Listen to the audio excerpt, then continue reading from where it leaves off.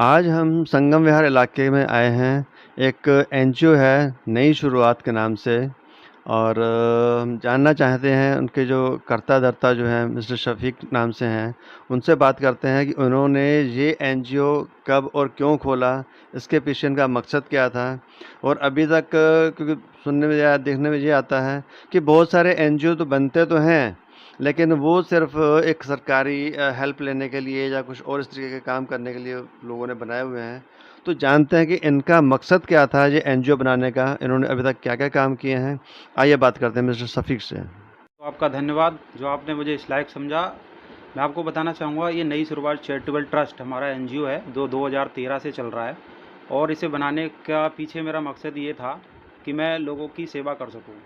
हमारे पास इधर उधर से डोनेशन तो नहीं आता है, लेकिन मैं अपने पास से जो हमारी बिजनेस से हमारी इनकम होती है उसमें से हाफ इनकम हर महीने इस एनजीओ में लगाता हूँ।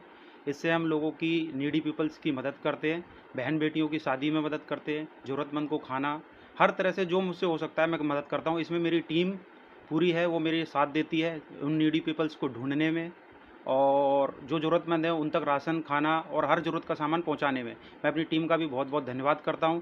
एक हमारे यूनुस भाई हैं, ये भी एज सेवा के काम से जुड़े हुए हैं। यूनुस भाई ने शुरू से बहुत मेहनत करी है और हमेशा कर रहे हैं। यूनुस भाई हमारे साथ देते हैं हर काम में और हम यूनुस भाई के साथ खड़े होते हैं। बहुत सारे लोग हैं हमारे भाई, उनका भी मैं धन्यवाद करता हूँ। जैसे आपने कहा कि हम जो है गरीब बच्चों की शादी वगैरह करते हैं, तो आप बताएंगे अभी तक आपने कितने परिवारों की जो बच्चों की शादी वगैरह आपने करवाई है। मैं आपको बताना चाहूँगा कि मैं पार्टिकुलर किसी धर्म को नहीं मानता हूँ, मैं इंसानियत को मानने वाला इंसान हूँ। और अभी तक मेरे को एग्जैक्ट याद नहीं है मैंने कितने लोगों की शादी में हेल्प करी है, लेकिन मैं अपनी फाइल में देख के आपको बता सकता हूँ। फिर भी मैं आपको एक अंदाजे के तौर पे बता दूं कि मैंने काफ़ी लोगों की शादी करी है, उसमें नॉन मुस्लिम मुस्लिम सब सारे परिवार आते हैं।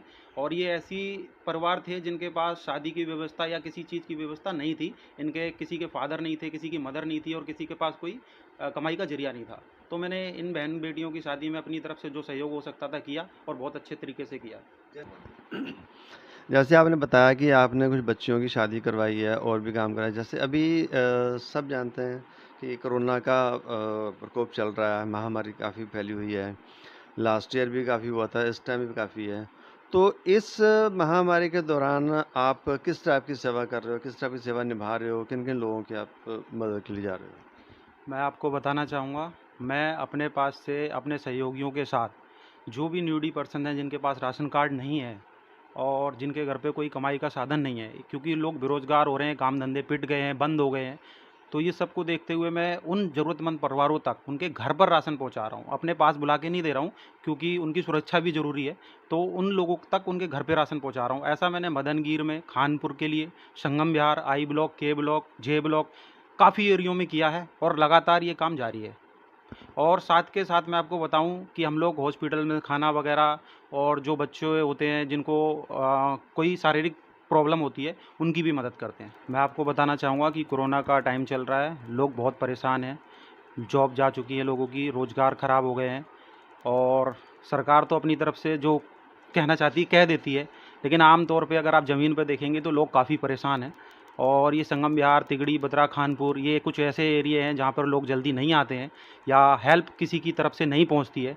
यहाँ पर इस साल और पिछले साल हमने काफ़ी मदद पहुँचाई है। अभी तो मैं ऐसे ज़रूरतमंद परिवारों के पास उनके घर पर राशन पहुँचा रहा हूँ कि उनको आने की ज़रूरत ना पड़े और उनको कोई परेशानी का सामना ना करना पड़े। मैं और मेरी टीम इसमें बहुत सहयोग कर रहे हैं। हम उन ज़रूरतमंद परिवारों तक उनके घर पर राशन पहुंचा रहे हैं।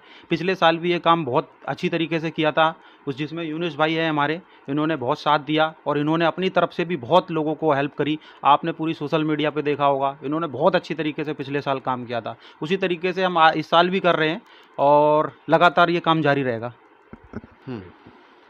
यूनुस, आप इस फील्ड में कैसे है, आपने जो शुरुआत करी वो क्या, कब और कैसे, किन हालातों में करी आपने। जी, मैं बहुत-बहुत शुक्रिया ग्रीन न्यूज़ चैनल का और आप सभी का। पिछले साल जब मैंने देखा कि सीए एनआरसी का मुद्दा चल रहा था और शाहीन बाग में हालात काफ़ी ख़राब हो चुके थे, लोग बैठे हुए हैं धरने पे।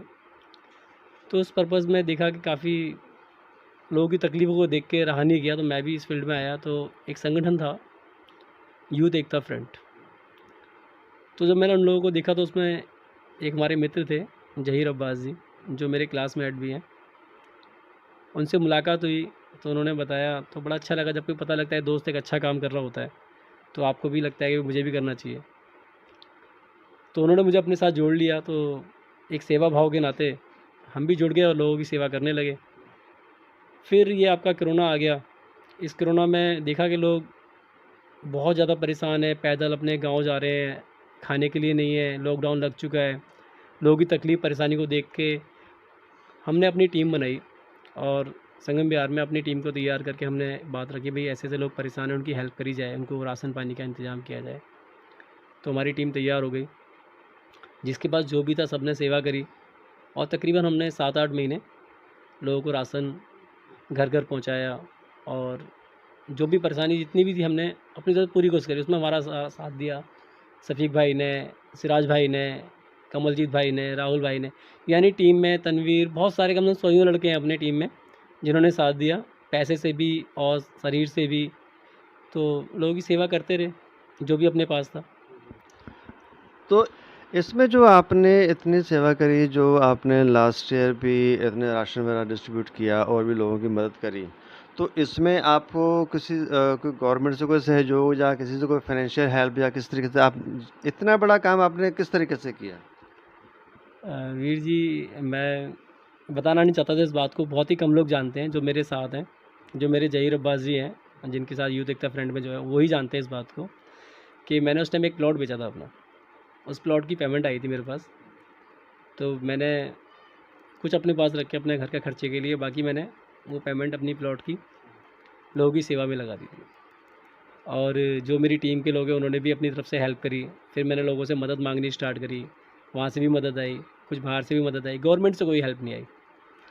अगर गवर्नमेंट हेल्प करती तो जो लोग परेशान थे फिर हमको करने की ज़रूरत ही नहीं पड़ती।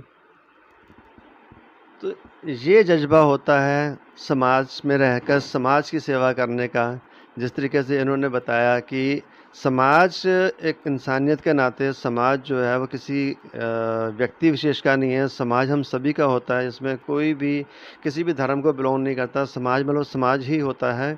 उस समाज की सेवा करने के लिए किस तरीके से इन्होंने जद्दोजहद करी, कहाँ अपना प्लॉट भी बेचा और तो समाज की सेवा करी और इस तरीके से सेवा करते हैं। तो ऐसी सेवा करने वालों को गिर न्यूज़ का सलाम है। मैं सुखविंदर सिंह।